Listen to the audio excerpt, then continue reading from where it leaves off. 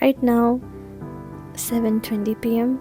I feel like not doing anything really. First of all, I am very tired, and these days I have been a little bit less productive, and on top of that I'm tired too, so I might not do anything much. I'm just thinking maybe edit the videos a little bit for a while and then spend some time doing nothing, like giving my brain a little bit rest and maybe some creativity sparks, I don't know.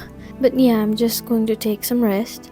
Tomorrow is a holiday, so I can spend more time tomorrow for studying and for many other things.